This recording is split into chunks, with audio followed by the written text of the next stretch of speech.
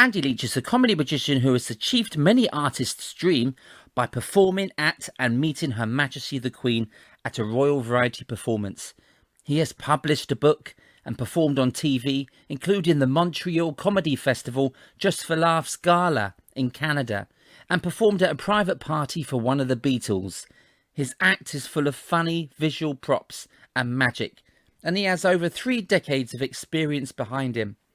You may even be lucky to find his famous joke books out there at your nearest car boot or eBay. Andy could perform for children or adults, and he has kept himself so busy doing the both. He's a grafter, but only if it ends in laughter. Now, Andy and I talk about many things comedy. We talk about some things that go right, some things that go wrong. But I've got a book here. It's a wonderful book by Richard Belzer. Jimmy Tamley passed this to me, and it's called How to Be a Stand-Up Comic. Chapter 6 gives you the ethics, morality and philosophy of stand-up. There have been many great thinkers, theorists and philosophers in the annals of stand-up. Many have publicly commented on the metaphysical nature of stand-up comedy. Herewith are some of their thoughts. If it's funny, it's funny. Red buttons. Timing is everything. Arthur Schopenhauer. Don't work dirty. Milton Berle. Pick your spots. Immanuel Kant. That's with an A. Have a gimmick. Pat Cooper. And props are the enemies of wit. Bertrand Russell. Well, they're not the enemy of this guy's wit. Welcome to Eisenty Funny for Money, Andy Leach. Absolute credit to the business. You know, these podcasts have been keeping me going for the last 6 or 7 weeks, however long I've discovered them for. I've been going out for a walk in lockdown every day for about an hour. Listen to one of the podcasts, and bless you, mate. After say 45 minutes, I thought, well, I've got another 15 minutes. I'll just listen to another one, and ended up doing another 45-minute walk just to get to the end of it. It's been really, really good. In fact, I listened to your James Dreyfus one day before yesterday, he's and great, then last night I watched my team Ipswich Town on telly. We lost 2-0. It was so depressing. I thought, I can't be bothered to watch a film. I'll watch 4 episodes of The Thin Blue Line. So it was brilliant. Oh, it is great, isn't it? And it's nice because you get to introduce people to people or remind people what used to be on telly, and that's what I really want to do, mate. Is really bring a bit of normality and a bit of laughter, really. But thank you for thanking me, mate. It means a lot. No, it's great. I mean, and also online, people are wondering what to do during lockdown. I mean, some people say online they're reading foreign languages online, and other people are writing a book. Well, I haven't even read a book. Not even your own book? Not even me. I glanced through that the other day after we spoke about doing this. Yeah, I glanced through it the other day just to try and remind myself of some of the funny things that had happened. Yeah, remind you of who you are. I'm proud to say that I'm your Joe Wicks. I love that because you've got you've walked a lot further because of me. Yeah, I'm sorry if I've knackered you out, and I'll try and keep them shorter for you so you can fit more in. No, not at all, mate. No, it's all good. Eisenty. Welcome to the show, the brilliant Andy Leach.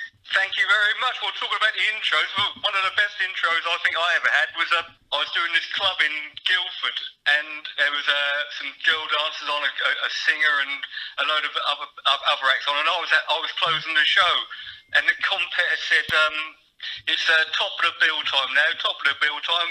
He's backstage at the moment, and he's very nervous, and there's a good reason for that. It's because he's shit.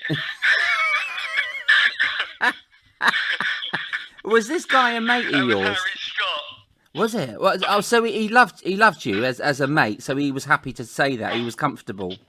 Oh yeah, I'm sure. Yeah. I don't know if he's still around. Is he Harry?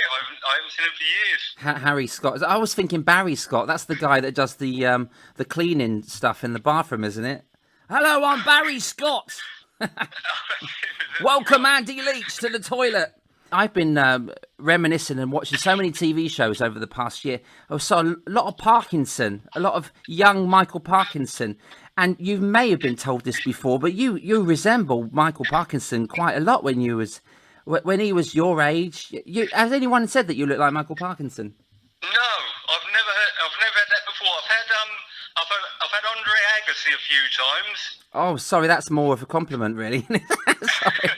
I've never had Michael Parkinson, but I did see an old Michael Parkinson interview. Somebody sent it to me. He was interviewing Muhammad Ali. Wow, yeah. And I thought Michael Parkinson on this interview with Muhammad Ali was absolutely brilliant. He's great, wasn't he? He was fantastic, yeah. Yeah, he was great with Imu as well, but it went a bit wrong, that one. That's right, yeah. Famous clip, yeah. True classic. But I've got some quotes about you, Andy. I'm going to read off now. This is one. This is an excellent performance. That's the head of LWT Entertainments. Brilliant. Yeah, he speaks a lot of sense, yeah. Yes, he does.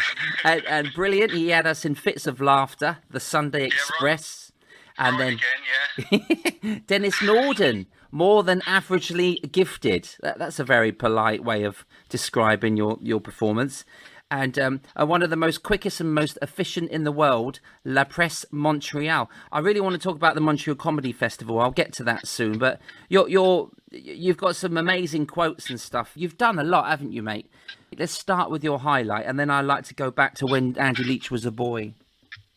Well, the highlight would have been the Royal Variety Show. I did that, and it was a long while ago now, 1997. Yes. It was the year Diana sadly died, and the Queen was there at the Royal Variety Show, and it was just an amazing day. I mean, I can tell you a couple of stories about it if you want to hear them. Yes, please. At the end of the show, all of the cast from the different musicals all walk out, and they bow to the Queen. They bow to the audience, they turn around, bow to the Queen, then they all back up. Secondary acts walked out, so it's the likes of me and the acrobats, and we all walked out, and we bow to the audience, turn around, bow to the Queen, straighten up, take 2 steps back, and then all of the main stars walked out. And that year it was Celine Dion, Michael Bolton, two Ronnies, Jim Davis and Harry Hill. They all walk out and bow to the audience, turn around, bow to the Queen, and then they back up, and then we all stand there and wave as the curtain comes down. Well, at the end, right in front of me was the Spice Girls, and Scary Spice was standing right in front of me. Oh. And this is going to sound a bit pervy now, but I don't mean it to be. But at the end, so Scary Spice is right in front of me. She bows to the audience, turns around, bows to the Queen, straightens up, 2 steps back. We're all now waving to the camera as the curtain comes down. But there's so many people on the stage, but the people aren't back far enough, so the curtain's going to fall on the front row. No. So everyone has to back up. So Scary Spice is backing up right against me, and I'm just standing there thinking, well, I'm going nowhere here. I'm just going to... And then afterwards we had an after-show party. Yeah. And we were talking at the after-show party, and by pure chance, there was me, the Spice Girls, Celine Dion and Michael Bolton. We were all just chatting, and the Spice Girls were saying that they were off the next day to fly to Germany to do the start the German leg of their European tour. Oh yeah. Celine Dion was flying back to Canada, where she was recording her new album. Michael Bolton was flying off to Vegas, where he's going to be opening up in this new casino. I said, "So all very well for you lot, but I've got to go to Pontins near Chichester." It brings you back down to earth, doesn't it? Doing a royal show and in front of royalty on TV in front of millions, and then back down to Pontins. The next day, yeah, Pontins at Southdowns, a lovely Pontins at South. I used to love doing that place. It's gone now, isn't it? Yeah, it's all got, a lot of the venues are gone, but that's quite a dangerous thing for a curtain to come down on you. You know, if that was going to knock one of the Spice Girls out, we'll have to call them the Slice Girls or the Splice Girls. Thanks, mate. I've been trying to get that gag in for 2 minutes. But mate, that's incredible to have that memory. And we're going to talk about how you got to that Royal Variety performance, which was a great spot, by the way. I watched it again the other day. It was so good. So, Andy Leach, as a boy, what were you into? Were you watching Paul Daniels' magic show on TV Gold, or what were you doing? That was pretty much it. I mean, most magicians start off the same way, I believe. I mean, I got given a box of tricks when I was 6 years old for Christmas by my lovely grandma, and got bitten by the magic bug. Yeah. And just had a keen interest ever since. In fact, it was quite funny. I remember I was 34 at the time, so that was 23 years ago. I'm 57 now. So I was 34 at the time, and this guy came up to me after his show one night and says to me, he said, "Do you remember me?" I said, I said, help me out. How am I supposed to remember you? Give us a refresher. He says, you did my boy's birthday party, a magic show for him. I said, oh yeah. I said, how old is he now? He said 27. So I must have been about 13 at the time. Wow. When I did his magic show for his birthday party. But I did my first paid show. It was a Sunday school. I used to go to a Sunday school and I did a Christmas party for them. And I remember getting a 50p fee, and I thought I'd reinvest the 50 pence, reinvest all my money into magic tricks, and went to a local joke shop the next day and bought another magic trick, and I've sort of just been interested ever since, really. Yeah, it grows from there then, I guess, doesn't it? And then that's when my puppets start to get more and more expensive, so, you know, over the years, when you start earning. And I guess your act started to build then, but you're really heavily into comedy as well. You're very funny in your show. So did you have influences in the comedy world as well as the magic? Yeah, well, the magic came first, because when you're young and you're trying to do comedy, obviously you've got no mother-in-law jokes and no driving jokes because you're not old enough to have done those sort of things. So the sort of magic came first, with the gags in with the magic, and then the sort of the comedy came. But listening to your podcast, I mean, I love all comedians really, because, you know, like yourself, I know how hard it is. I suppose, I mean, I was a big lover, like everybody was, of Morecambe and Wise, Tommy Cooper, two Ronnies. Ronnie Barker's a brilliant wordsmith, and I used to love his play with words. Yeah, amazing. They were sort of the main influences. And then the stand-ups, I mean, I love Jim Davison, controversial as he is. Yes. And I'll tell you who else I worked with quite recently on a ship, and I've known him for, like yourself, I've known him for 20 years. Paul Eastwood. I mean, what a great act. It's funny, man, isn't he, Paul? Again, a little bit close to the mark sometimes, but I mean, he's a brilliant comic. And Nicky Zaney, who lives just up the road from me, I'm best mates with, great comic. You know, so really, all of them. Yeah. As we know, it's so difficult. Just you and a microphone. That's why I take my hat off to Paul Eastwood. Just him and that microphone. Nowhere to go if it's not going. And again, I see acts on ships, and I think, oh, you're bulletproof. You know, they how can it fail? But they obviously do. I mean, you look at Mike Doyle. I mean, what a brilliant comedian, what a brilliant singer. And he must have had hard nights. But you think, well, how can you have a hard night? You just can't. You can't imagine it, can you? Yeah, and you think if you've got a voice like Mike, you think, okay, if the gags aren't going well, I'm just going to get straight to the song and or do the magic trick. Do you know what I mean? Okay, I'm going to cut to the chase and I'm going to do 10 minutes instead of an hour. but that's not the way this works. I was working with Mike a little while back. We were out in the Far East somewhere on a ship, and he was absolutely amazing. He got a standing ovation. It was a formal night, which is, to me, is the hardest night of a lot. Yes. It was a formal night. He got a standing ovation with no tricks, no, not for me, for my little boy, anything like that. Standing ovation, and we were chatting after. I said, I just can't believe it. You know, I just can't see you failing. And he rang me up a few weeks later. He said, you know, you said you couldn't believe I failed. He said, well, I was on a ship, and he told me this story, and he didn't really fail, but he didn't get. I think his failing is he didn't quite get the reaction he normally gets. He didn't get a standing ovation, I should imagine. Yeah, I bet half of the audience maybe couldn't stand up, so they didn't, but the other half did, and that's probably a bad night for Mike. he is incredible. Yeah, I really look up to him and people like that. His brother as well, Phil's great act as well. Yeah, I love Phil as well. But I worked with Mike in '93 when I was a coat, and then I was a coat in '94, and then his brother was doing the season, so I got to work with most of the family in 2 years. Ice and Teeth. Do you remember your first gig when you first went out and done a magic show with an audience? And you've done a lot of kids shows, but the first time you got paid where you were booked as Andy Leach, the act? No, I can't really remember the first time. I mean, because the transition was such that the kids shows became sort of family shows in houses. Oh, okay. And it sort of built from there. But I do remember in the very early days, I did a 40th birthday party. I was probably around about, 18, 18. I drove there, so I must have been 18. And it was in a marquee. That you couldn't move in this marquee. It was heaving. Was it a 4-man tent? And they got a little corner of a microphone set up. And I stood on a chair, and I know Kevin Devan. I know I've spoken to Kevin about this for ages. I mean, I'm so short. I'm only 5'5", but people can't see me, and especially if I'm doing stuff. Some of the stuff I do, which is visual, I mean, is only done at waist height. And this particular night, I thought we're never going to see me. There was a chair there, so I stood and did the show on standing on the chair.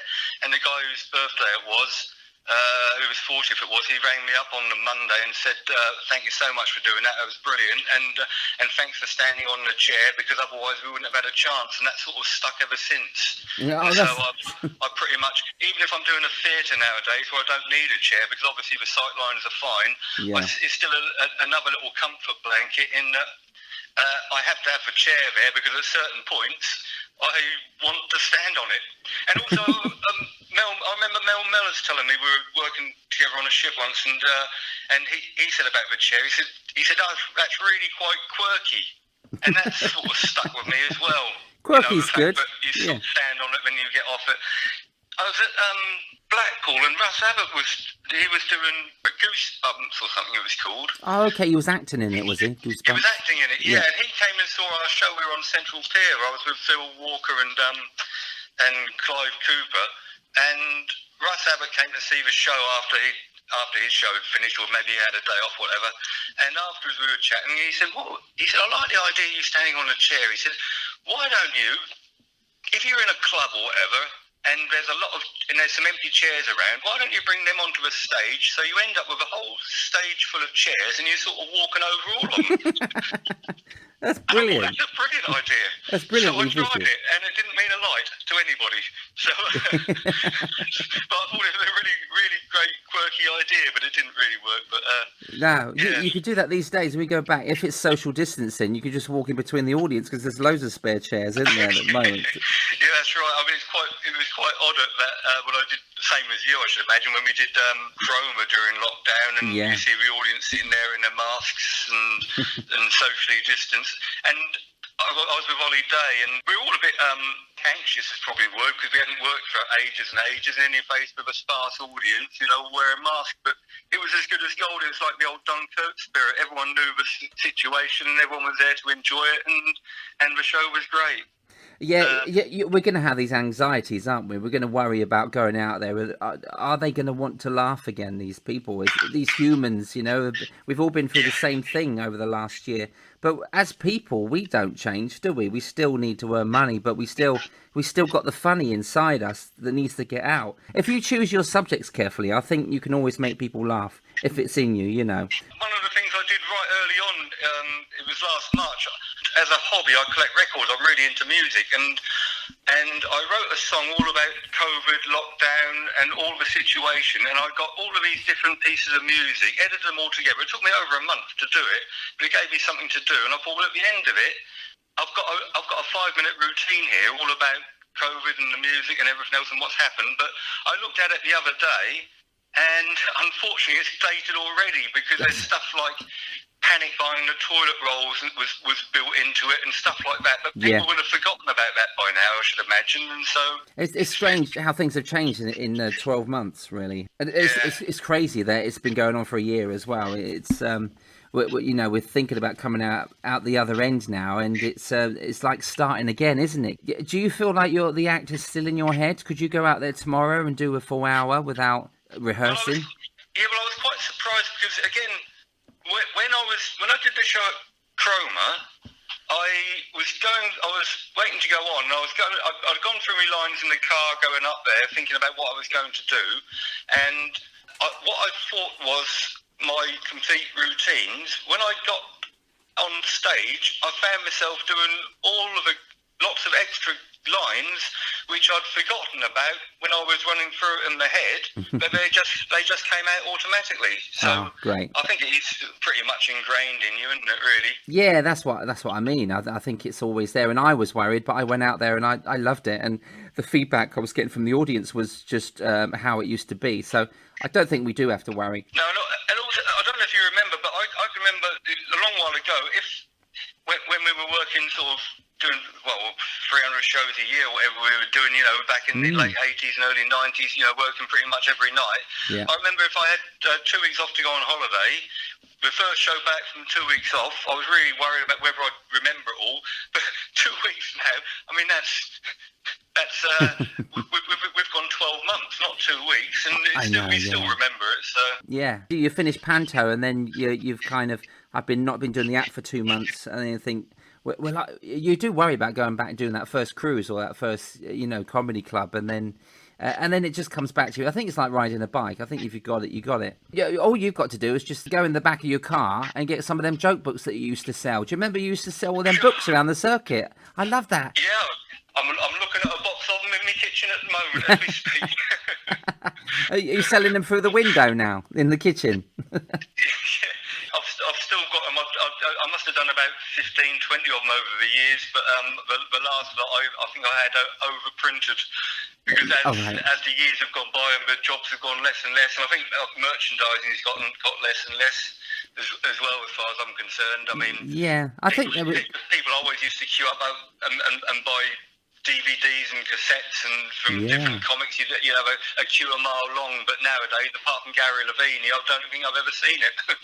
I know, it's changed as well in that respect, hasn't it? But it really reminded me of Max Miller, though, your books, because you could get clean joke books, rhymes, or naughty joke books, and it was, do you want the blue book or the red book? That's right. Yeah, that was Max Miller, wasn't it? Yeah. No, I loved that. Yeah. It was a really nice. It's the first time I saw people selling those books, and I was on the circuit. I think '97. I started doing Great Yarmouth, and I started to see your books around the circuit, and everybody was talking about the Andy Leach joke books. And they went around the circuit. I think everyone started to using them in the shows after that. Yeah, good fun, mate. Yeah. Oh, contributional. Comedy and magic is your thing. So how did you start to get known on the circuit? Because I know that you went to conventions and you went to talent competitions. You came down to Eastbourne, which is where I am, and 2 miles down the road is the Congress Theatre, and you entered at the IBM Magic Convention, didn't you, in '86? You didn't go to that, did you? I wasn't there. No, I wasn't in Eastbourne then. I moved there 14 years later. I entered the International Brotherhood of Magicians competition in '85. Okay. So, and it was a complete comedy of errors.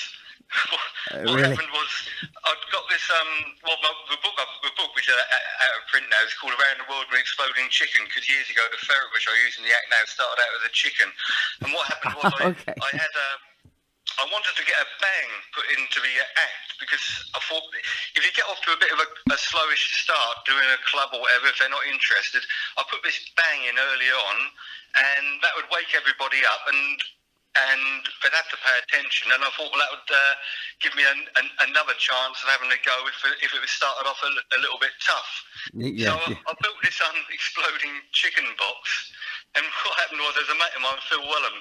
He lives on a farm, and he was into electronics and building stuff.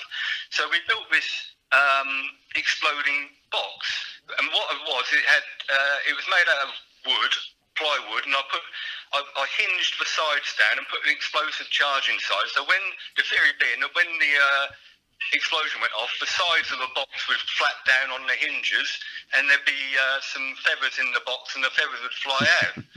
And the whole thing was on a timer.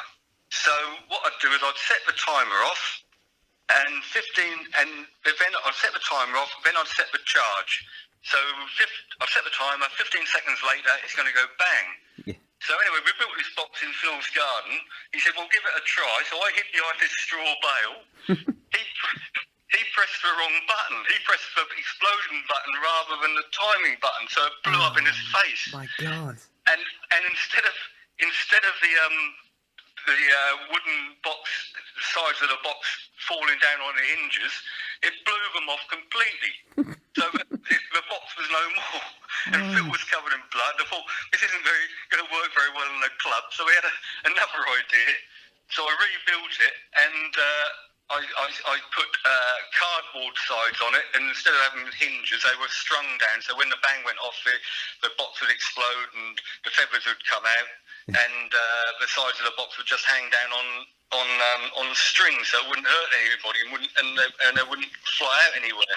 And Wow. we're at Eastbourne, and I packed this box full of feathers, and I was working in front of a tab, and I let the box go bang, which it did, and all of these feathers went everywhere, and they all stuck to the curtain. And so at the end of my act, I walked off. The next act on was a piano player. So the curtain rose for the piano player, and all these feathers were coming down onto the piano. And she was playing the piano, the poor girl, playing the piano, then she was wiping all these feathers off and playing some more notes. Oh, you're joking. Wow. And there was a bit of a comedy of errors with that, because I got introduced and I'd had a rehearsal, and I was supposed to come on to some tape music. Yeah. But when I got introduced, the tape didn't come on, so I didn't go out. Blimey. And then about 10 seconds later, because I didn't appear, the band thought, well, we'd better play him on. They're waiting for me to play him on. So the band played me on at exactly the same time as the guy on the tape thought, I need to play him on with a tape. So I walked out, and there was two bits of music. Blimey. I get to the middle of a stage, and there's no microphone. They haven't put my microphone out there. Wow. So I walk off again, explain about the music and how I only want the tape music to come on. They put the microphone out there, introduce me again when I walk out. I go to take the mic out of the stand, and it's in a bulldog clip instead of a straight clip, which it was in rehearsal. Oh. So I'm now fighting with this microphone, trying to get it out of the clip, and it won't come out. So the mic stand goes over. Anyway, This must all look like part of the act. I eventually get the mic out of the stand, start walking to one side, but the microphone lead is wrapped around the stand, and it gets stuck. So the microphone stand is following me around, and in the end, there's not enough lead. So a guy comes on with a radio mic, gives me the radio mic, but he hasn't turned that on. Oh, you're kidding. So there's a complete comedy of errors. Then I asked for the house lights to come up, which they don't. So I need to go into the audience, can't see a thing in the pitch black, and fall down the orchestra pit. And it just went from bad to worse. I'm kind of sorry I brought that show up now, mate. But it brings back bad memories. It was great fun, and it was a great talking point. Great talking point the next day. But The convention, yeah. Like I say, went from bad to worse. Yeah. Oh, blimey. Yeah. That's the exploding chicken box.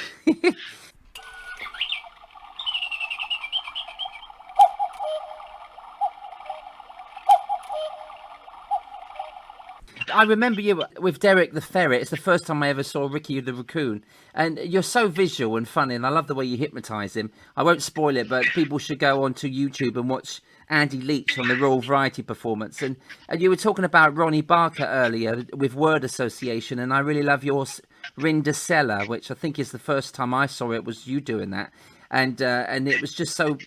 You really are great at mixing comedy, magic, word association. It's just all built around comedy, innit? And then once you've done a routine of spoken words, you go and do another trick or blow a chicken up or something. It is a one-man variety show that you put on, and I've worked with you quite a few times now, and it's just so enjoyable. And yeah, thank you. It's a contrast. An old bit. It comes from America in the 50s. I traced it back after a mate of mine used to do it as a party piece, and when I found it, it was very Americanized, so I rewrote it into English speak, and so it works in English speak as well. But I meant to tell you about that exploding chicken. If I know what I meant to tell you, I was doing this conservative club in Cambridge. And I put this exploding chicken box, sorry to go back, but I've just remembered this. That's all right. I put this exploding box in the middle of this cabaret floor, and set the timer off, so 15 seconds later it's going to go bang. So I walk away, carry on talking, sort of 7 seconds later I got to the edge of the cabaret floor and I turned around to look at the box and there's this old boy walking across the cabaret floor with 2 pints in his hand. I think, oh no, it's going to blow up just as he's passing it. Brilliant. So I run across the floor, put my back to the box. So I'm now between him and the exploding box. The box goes bang. There's an almighty blast on my back. Oh my Put in God. the bag in my jacket. And the old boy with the 2 pints just carries on walking. You're kidding. Didn't bat an eyelid. Didn't flinch. And your back's on fire. I said, oh, sorry about the bang, mate. He says, that's nothing. He says, I was shell-shocked during the war in London. He said, that's nothing. All the good luck and the bad luck at the same time. Blimey. And I bet you he saved his 2 drinks as well. He didn't spill a drop. God, yeah. Save the drinks. Yeah, rule number 1, that is, save the drinks. Yeah, blimey. Just staying on that same subject, what has been your worst gig, Bosnia or Bogna? Very similar. Like all of us, we all remember the bad ones. I mean, I remember doing one holiday park down on the south coast. In my 45-minute set, there was 2 fights and a fire extinguisher set off. Another one I was doing this club at Redstock, and it was like a full cabaret show. I think Camberwick Green were topping the bill, the old comedy show band. And there was a girl singer and another comic. I think Phil Dorr might have been on it. Anyway, and the concert secretary says to me beforehand, he says, how do you want me to introduce you tonight? And I said, well, I'm comparing the show. Surely I'm introducing everyone else. He said, well, I always like to say a few words before the acts go on. I said, okay. I said, well, just introduce me to Andy Leach. I said, if you get the name right, it's a bonus. so he goes out, reads out the parish notes, and says, we want the best of order for the turns tonight, the best of order. He says, we want none of that bottle throwing we had last week. Would you welcome Andy Leach? It was on last week, you know. And there was another one that was at Butland's Minehead. It was a boxing night. Oh blimey! And I got there in the afternoon and went to reception to get my chalet key because I was going to stay over the night. And there was sort of a whole load of guys, sort of 30, 40, 50 guys, all in black dinner suits in the reception area. So I thought, well, that's a bit odd. So I get my key and I'm walking to the venue. And I bumped into this red coat, and I said, how they been this weekend? And they said, it's been a bit of hassle. I said, what do you mean? She said, well, we had 3 stabbings last night. I said, oh, God. I said, what's happened then? She said, well, there's a group of about 150, all from one sort of family, kicking off everywhere. Wow. I said, are they going to be in the room tonight? And they said, well, no, they're contained at the moment. They're in this little bar at the moment. I said, is there security? She said, we've got our normal security. She says, we've got 30 guys who we've just employed, some bouncers, local bouncers have come in. They said, we've got a police riot van on the site, and there's 50 Marines on standby. I thought, oh, God. Enjoy the gig. 50 Marines on standby. That's amazing. I mean, how rough has it got to be?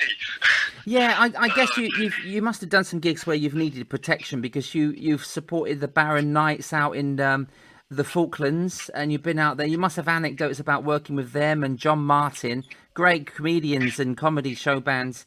But you're doing all of these places abroad, which are quite scary to be working out in the army bases. But you've had quite a few seasons out there. I remember in Bosnia, we were working in this place. I can't remember where it was now, but we went out for it was Gorny Vakuf. That's right, Gorny Vakuf. Anyway, the army guy says, Major, who was on the tour with us, he said, do you fancy going out on a jolly? I said, yeah, of course, yeah. So all the crew, we went out on this jolly. It was me, I was with Keith Bill and Coconuts at the time, and there's girl dancers. And he took us on this jolly. We went out to this castle on this top of this mountain. And as we walked into this castle, there was a sign painted on the floor of the castle saying, welcome to hell. And I said to the army major, I said, what's all that about? He says, he says, some atrocities went on here during the war. He says, we don't really know what went on. But people, the locals don't really like to talk about it. And I looked out over this valley, and it was beautiful, this valley, looking over these villages, but every other house was sort of bombed out. With been ethnic cleansing, and, people have been killed and Wow. all this terrible stuff during the war. So anyway, and all of this time we could hear this sporadic gunfire, and I'm thinking, God, this is not boding well.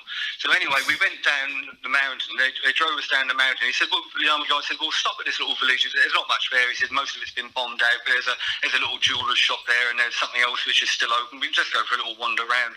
So we stopped off at this little village, and we got out of the army trucks, and the girls went on their way, and we were following them. And there was a whole load of local lads standing on this corner. And as we walked past them, I heard the Bosnian interpreter say to the army major, "Oh, God," she says, "I don't know what these guys are about, but they've just said that why don't we just shoot these people? They're obviously just sort of idle threats at the time." Anyway, we get to this get into this little town, and we can hear this gunfire in the distance, and all these car horns going off, and it's getting louder and louder. All these guns and these car horns.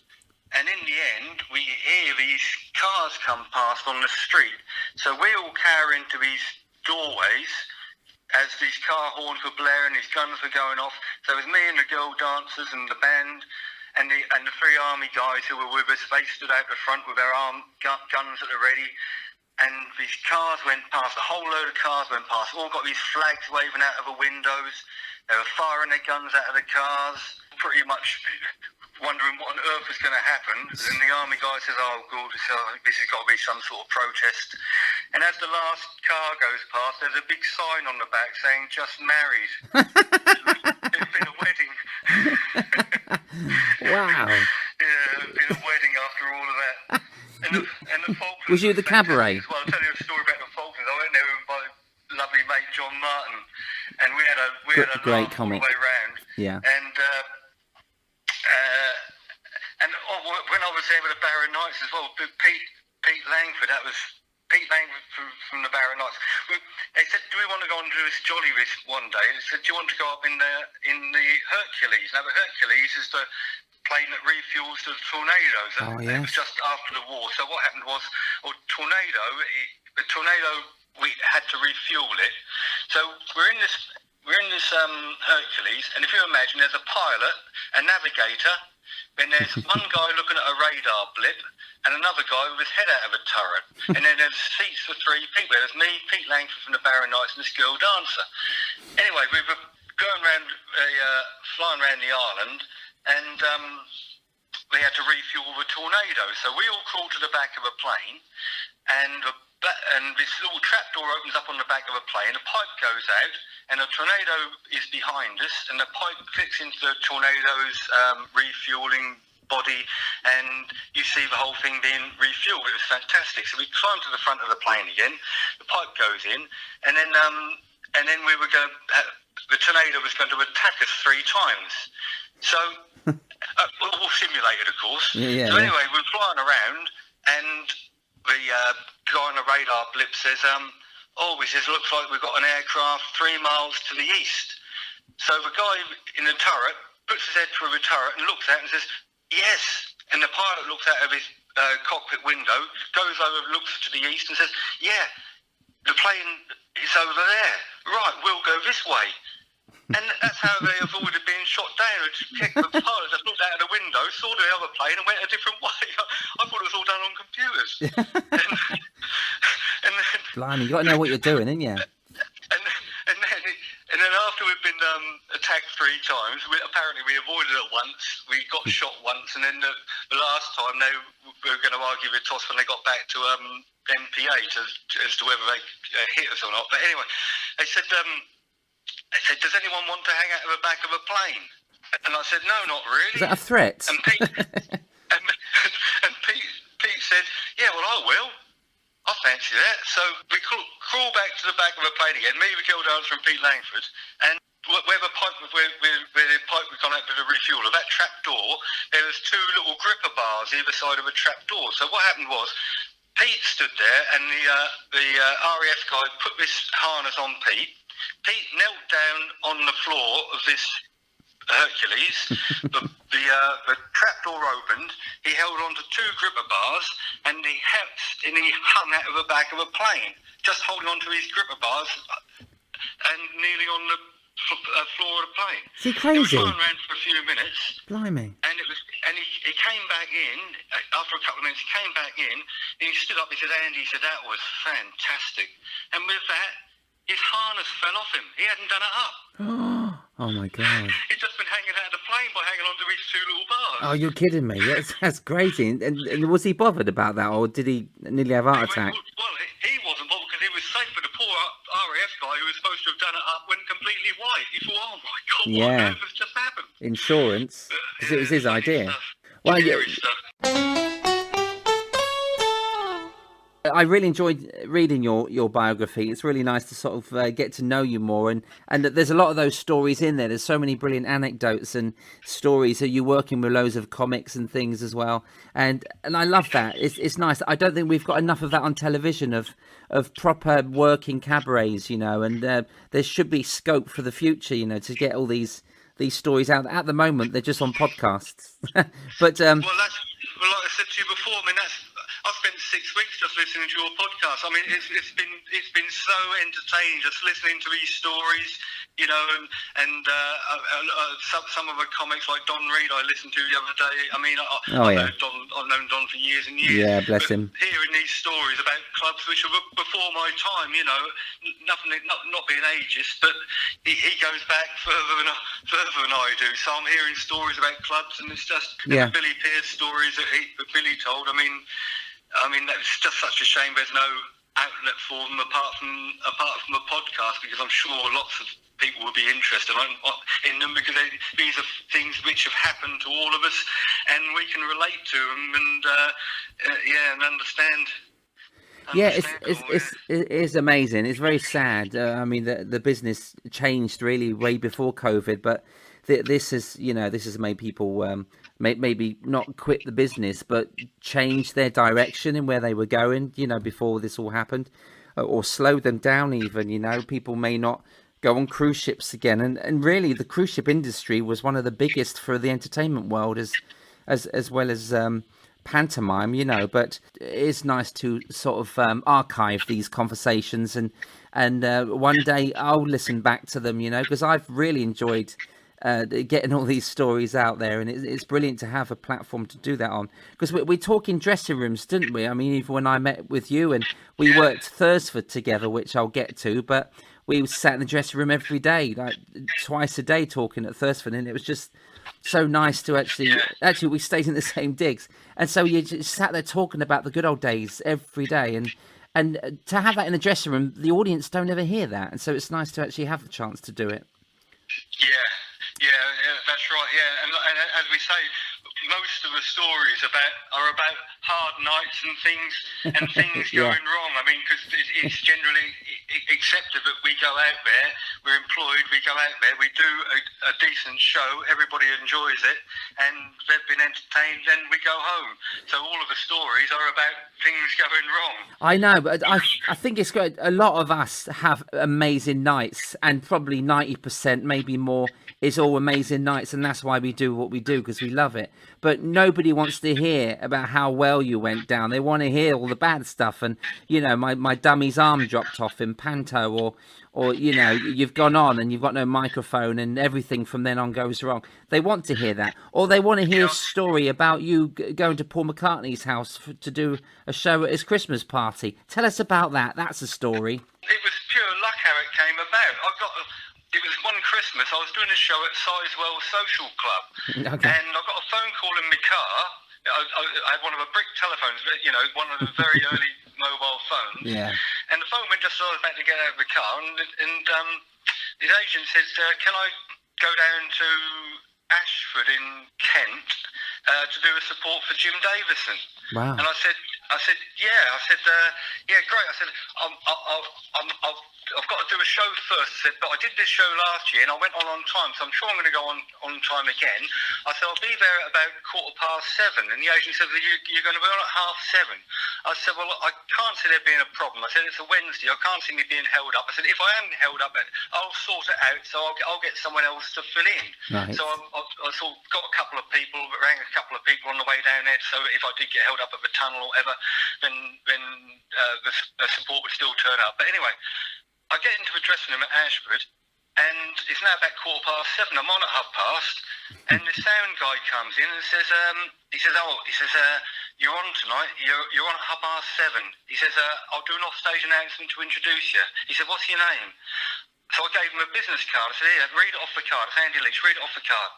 So anyway, I go out, do the show. He introduced me. I do the show. The show went fine. Next day, I got a phone call from this guy from a firm called MPL Communications. Right. And he said, can I do this show in Rye? So he booked it in, a Christmas party, and I said, who's that actually for?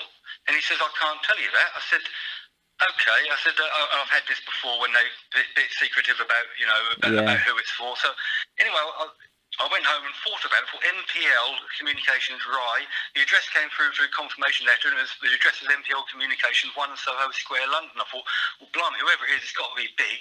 And I worked out MPL, that probably with a Rye connection, is McCartney, Paul and Linda. Oh. So, and it was. And as a music fan, as I told you earlier, I've got a Paul McCartney picture disc. I thought, well, I'll stick that in my bag just in case. So anyway, I go down to do the show, and it was pure luck because how I got it, because Paul McCartney's PA wanted an act for Paul's Christmas party, didn't know who to book, so he rang his best mate, who happened to be the sound engineer for Jim Davison, wow, whose card I happened to give him the night before. Amazing. So it was just pure luck how I got the show. His PA introduces himself, and then he says, "Oh, come and meet Paul." So I go and meet Paul McCartney. We shake hands and have a bit of a banter. He says, "Oh, come and meet Linda." She was alive at the time. So I went and met Linda. He said, "Oh, come and see Stella and James, his boy and his his girl, really successful fashion designer." Yeah. And I do the show, and halfway through my act, I've got these two little boxing puppets who do a funny dance. Oh, yeah, and I split the audience in two, and get one side to cheer on Billy the Boxer and the other side to cheer on Charlie the Boxer, and to see Paul McCartney standing up cheering on Billy the Boxer, where probably the week beforehand he'd been entertaining 200,000 people in Rio de Janeiro, and here he was cheering on Billy the Boxer in his hotel in Rye. Oh, that's brilliant! Wow. And afterwards, he came over and thanked me. And I said to him, I hate doing this because I never, like most of us, I never ask for autographs, anything like that. But as a big music fan, and considering that Paul McCartney is God to me, ex-Beatle, and written the best songs in the world, I said to him, I've got this picture. I said, would you mind signing it for me? He says, no, of course not. So anyway, I'll give him a pen and get the picture disc out. And he writes on it, to Andrew, cheers and tar, Paul McCartney. And he says, I'll put Andrew on there. He said, not Andy. He says, because your mum wouldn't like Andy. Wow. So now, if anyone says, if anyone ever calls me Andrew, I said, no, it's Andy. Everyone calls me Andy. Well, everyone apart from my mum and Paul McCartney. Oh, that's nice. That's amazing. I'd love to get that call, mate. I'm very envious. Obviously, my dad is a massive Beatles fan, so that would make his day if I got that gig. But knowing my luck, I'd get Ringo Starr. Ice and Teeth. In the early 90s, I used to watch this TV show on Channel 4 called Just for Laughs, and that's where I saw the early ventriloquists like Jeff Dunham, and he was at the top of his game even then. Otto and George, and also Bill Hicks and Dennis Leary. So many great comics at the Montreal Comedy Festival, and I looked at it and thought, oh, I'd love to do that one day. I've not done it, but you have. Can you tell me about your experience out there? I've only done one gig out in Canada, and it was about 4 years ago, and the audiences were incredible. What was it like for you? Again, I had a bit of luck and a bit of extra luck as well, because I did this show, big stage with Bradley Walsh. It was a little variety show on Channel 5, I think it was, or something like that. Anyway, and I did this show, and in it I did all of this visual proppy stuff I did in this show. Right. And then the next year I did it again, but just did one routine with one balloon. And I get a phone call just after this goes out asking me to go to Canada to do this Montreal Just for Laughs show. And I thought, and my agent said they saw you on Channel 5's big stage. So I thought they'd seen me with a balloon. So I was just going to take a balloon out there and do it. Oh, but then okay. I thought, but then I thought, well, just in case they want something else, I will take the act out. There's no hassle. I'm only flying out there and doing the show and flying back. Yeah. So it was actually all the visual stuff that they wanted.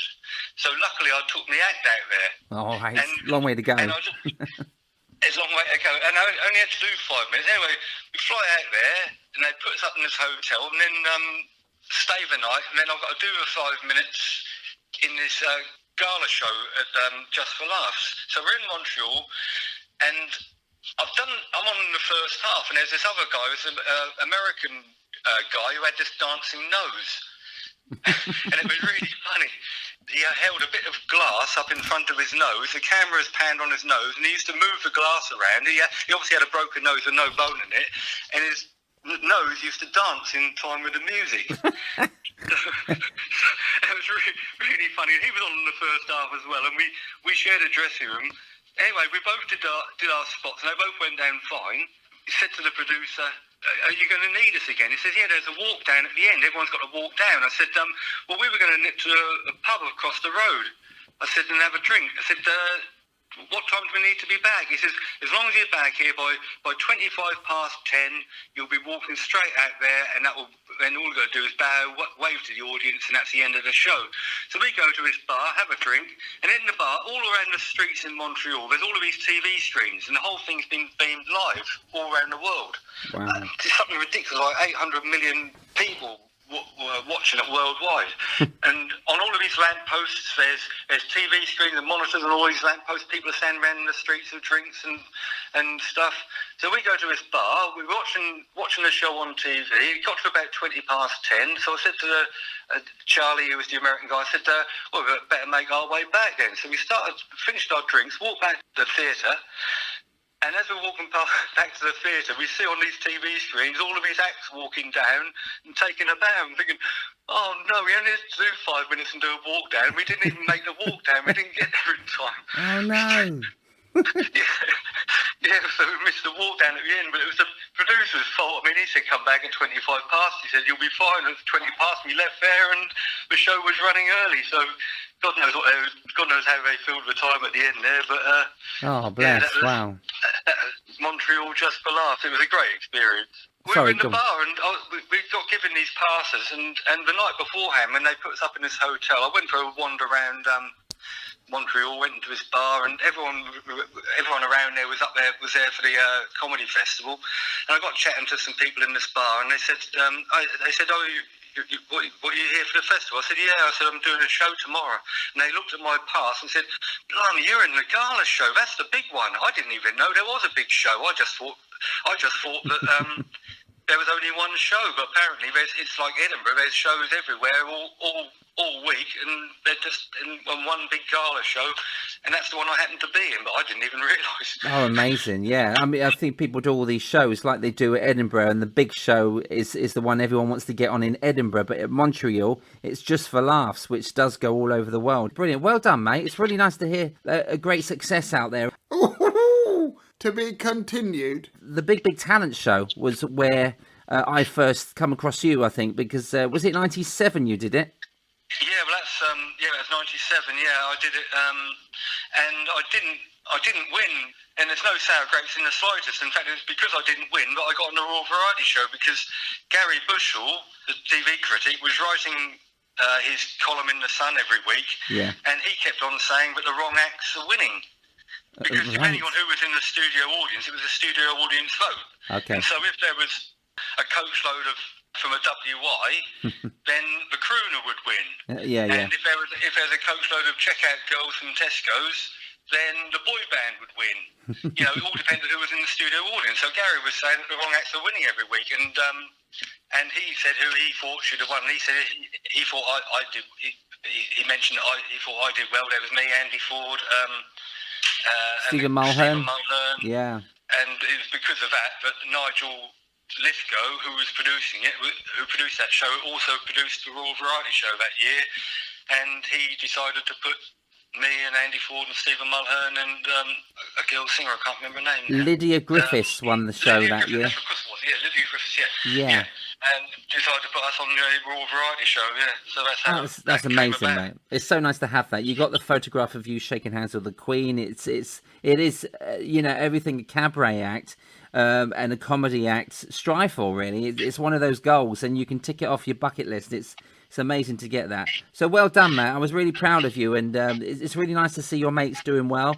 I think Jonathan Ross hosted, didn't he? So he brought on the big talent show acts, and it went on there. Yeah. And Gary Bushell, and I'll quote, called you the funniest man on TV in '97. So it was really nice to get sort of backup from Gary as well. He was great, not just for me, but for all mainstream comedy acts. I mean, he had this theory that if it's funny, which is pretty much what we all believe. Yeah. I mean, I watch a lot of these alternative comics, and some of it I don't get, some of it I love. I mean, I'm a massive fan of John Shuttleworth. Yeah. John Shuttleworth.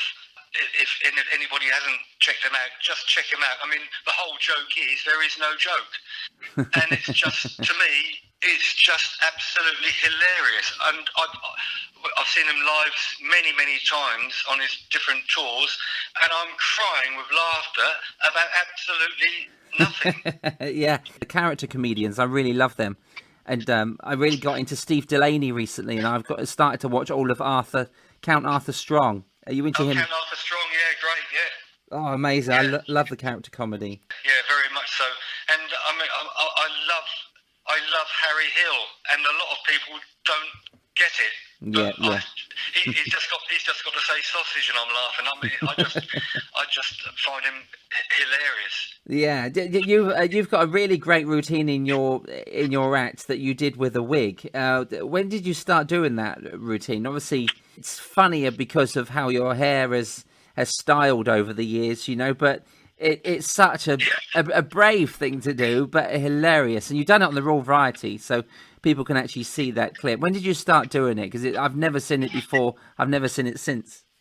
Well, it started off, I was doing the summer season for Warner's, and it must have been, I reckon, I don't know, but maybe early 90s, and I was doing Signer Warren, and there was a lady did a wig show before I went on, and what she did, she used to sell wigs the next day, and she was plugging them like before. Only at a Warner's gig. She'd sell wigs to ladies, but she also had a gents wig. She used to get this guy out from the audience and put a wig on him, then she'd do a little bit of patter, and a minute later she'd take the wig off, and it got a big laugh. So I thought, oh, well, if that got a laugh and they know he was bald, what sort of laugh would it get if they didn't know he was bald? So I bought the wig off her, yeah, and I didn't really know what to do. I just wore it in the act, and I was just going to sort of take it off. But as time went on and routines developed, I managed to work in where I would actually accidentally, on purpose, knock the wig off with my ferret. Yes. and then get the wig and the ferret muddled up. And I've had many people have said to me, and it's so funny when you end up with the ferret on your head yes. and wig in your hand, but that never happens. Did it not? So it's No. funny how people don't remember quite what happened. They think I ended up with a wig in my hands and a ferret on my head, but it didn't. The ferret was never on my head. But No.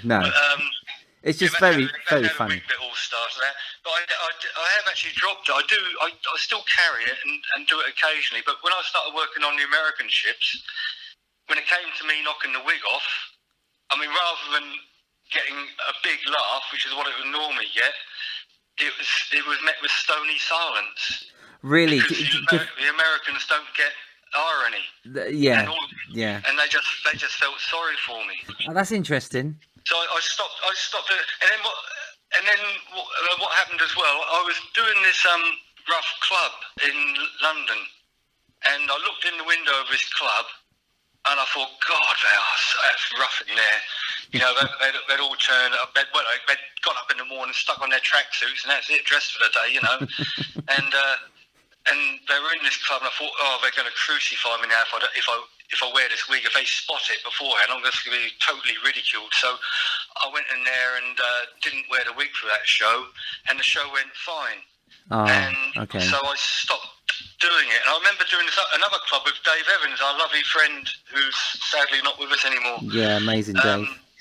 And I used to turn up at the venue, and I'd walk around the venue with this wig on, you know, so everyone could see me with the wig on, and then it came as a bigger surprise when it came off. Yeah. But I was at this venue with Dave, and Dave said, yeah, he said, you haven't got the wig on. I said, no. So I dropped it. He said, oh, that was the best bit of the act. I said, I know it's a strong bit. I said, but I'm never comfortable walking out with a wig on. Anyway, I do a show, and afterwards he came over to me. He says, do you know what? He says, it was a good gag. He says, but at the end of the day, it was just another gag. Oh. And if you're more comfortable without it, then, you know, you're better off not wearing it. In fact, I'll tell you another story about the wig as well. When I was doing this army barracks in London, I can't remember what it's called now. I turned up there. I'd been working the day before. I got there early afternoon, something like 4 o'clock in the afternoon. Set the gear up, and there was a band rehearsing. And basically, the band for the function that night, it was all ranks. So there's Scotties as well, which are an absolute nightmare. So anyway, I set the gear up, and this band are rehearsing, but the band are made up of 5 squaddies who had never played together before. One was a bad drummer, one was a bad bass guitarist, one was a bad lead guitarist, and they put together this band to work at this function that night. And in the rehearsal, it was terrible. It was heavy metal, which is what I'm into, but it was all done very, very badly, totally unsuitable for any function. Yeah. And they were getting paid by beer. Oh no!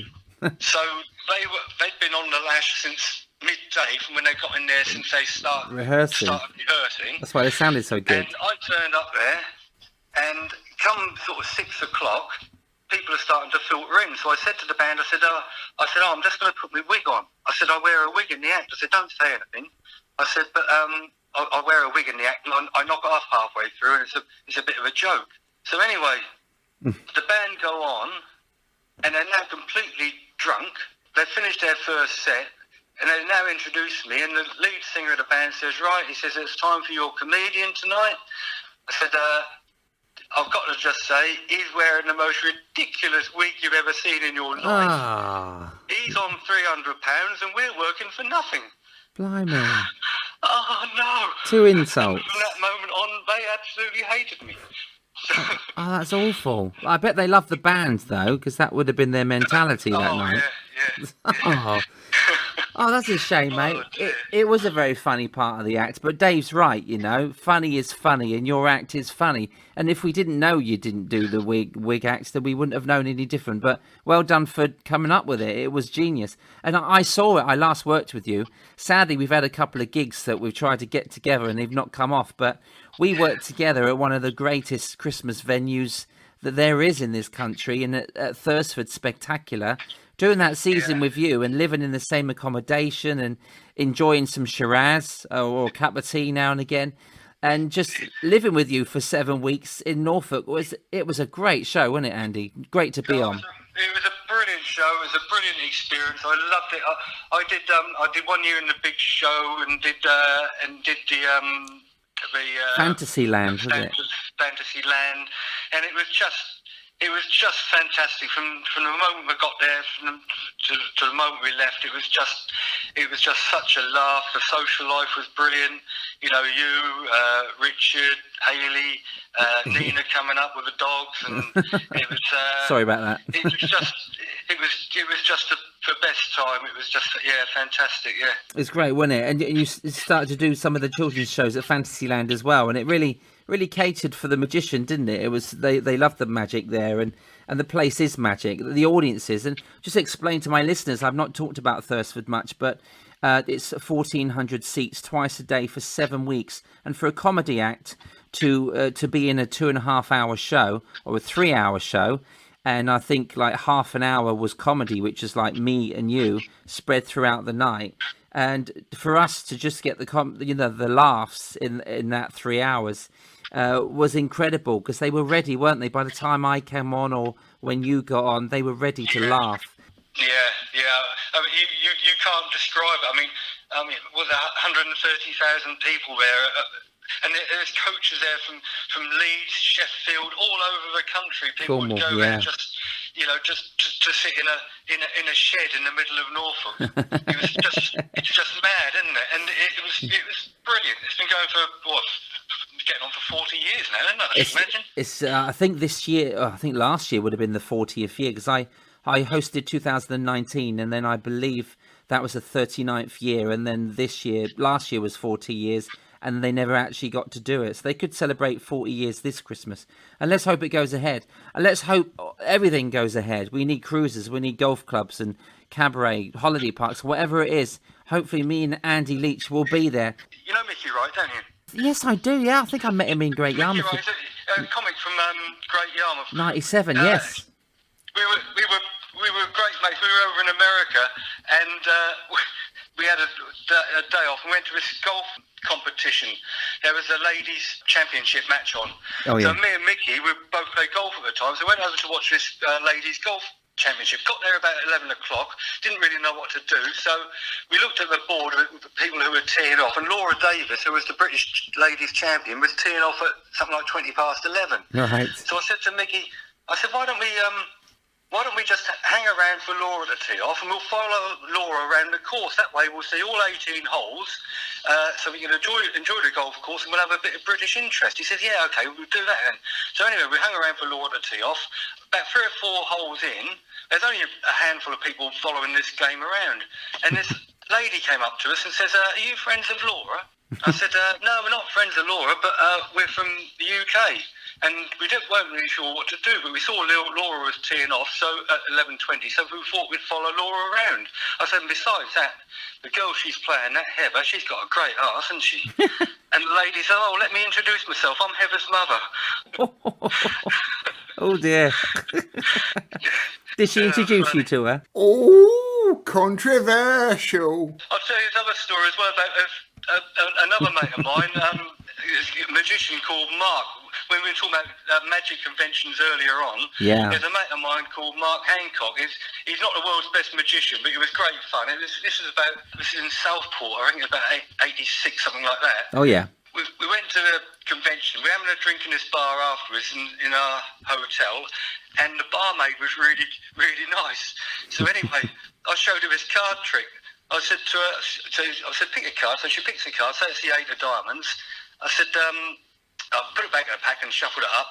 And when she wasn't looking, I palmed the card out and dished it on the floor. I said, look for the pack for your card. And it wasn't. She said, look for the pack. It wasn't there. She said, well, where is it? I said, it's inside the apple on the fruit bowl behind you. So she looks in this apple, cuts it open. There's no card there. So I said, sorry. I said, I meant the pear. So anyway, she gets the pear, she cuts it open, and as she's cutting the pear open, I'm eating the apple. And there's no card in there. So I said, no, I didn't mean the pear, so I meant the orange. Look in the orange. So she gets the orange, she cuts the orange open, I eat the pear. Anyway, cut a long story short, we have a laugh at this, and the next day I'm going past this greengrocer's, and there's this watermelon in this grocer's. So I thought, I've got this idea. So I bought this watermelon and took it back to my hotel and stuck a card inside there, say the 8 of diamonds again. So I stuck this 8 of diamonds in this watermelon, cut a slit in the side, folded the 8 of diamonds up, put it in this watermelon. When she wasn't looking, I put the watermelon in the fruit basket behind her, and took the other watermelon out. And later that night, in the bar again, pick a card, so she picks a card, says the 8 of diamonds, I palm it off, get rid of it. She said, where is it? I said, it's inside that watermelon. No, you had me with that last night. You had me with that, the orange, the pear and the apple. I said, no, it's inside the watermelon. She said, no. She said, you had to be with this last night. I said, no, it's inside the watermelon. She says, no. She said, I'm not having it. I said, well, go and get the manager. So she gets the manager. Manager comes over. I said, look, she's just Shirley's just taken the playing card, the 8 of diamonds, and it's disappeared. I said, it's inside that watermelon. He said, I've heard about you from last night. He said, we're not going to cut open the watermelon. He says, you can buy it. I said, okay. So I ended up buying the watermelon, which I'd already bought in the first place, to do this card trick. It's the most expensive card trick I've ever done in my life. I bought the watermelon twice, and she still wasn't impressed. Anyway, I thought I'd share that with you, mate. She did open it, and the card was there. Yeah, she did. Yeah, but I bought the thing twice just to do a card trick. Oh, mate, I think that's the first time I've ever seen a magic trick on audio. That was brilliant. I've never heard anyone explain one before. That's fantastic. And I've really enjoyed getting to know you again over the last couple of days. Well, I've really enjoyed doing it, and trust me, Steve, I've loved all of the episodes which have been on. It's kept me going through lockdown, so thank you so much for doing it. I can tell you that from the bottom of my heart. Love to Nina and the family, and thanks, buddy. I'll catch up with you very, very soon, buddy. And hopefully we won't have any more anecdotes to add to this list. No, we want everything to go right. Take care of yourself. Thank you so much, Andy. Speak soon, mate. Bye, mate. Eyes and Teeth. Thanks, Andy. It's so nice catching up with pro acts and friends to see how they're doing and see how they've coped or not coped through the awful times the world is going through right now. But it seems that there may be happier days ahead. You can connect with Andy Leach on his Facebook page under Andy Leach, comedian, magician, entertainer. Subscribe to his new YouTube channel, Andy Leach, and you can see his royal variety set on there too. Today's comedy quote comes from Sir Paul McCartney. I used to think anyone doing anything weird was weird. Now I know that it is the people that call others weird that are weird. Eyes and Teeth is written, produced and hosted by Steve Hewlett. Vocals by Lola, Larissa and Nina Hewlett. Additional vocals by Rich T. The Eyes and Teeth music and jingles are all produced and performed by Kevin Dean. Tune in next time to Eyes and Teeth, Season 7, Funny for Money, when I talk to a wonderful actor and one half of the extraordinary award-winning double act, Eric and Little Ern, Ian Ashpatel.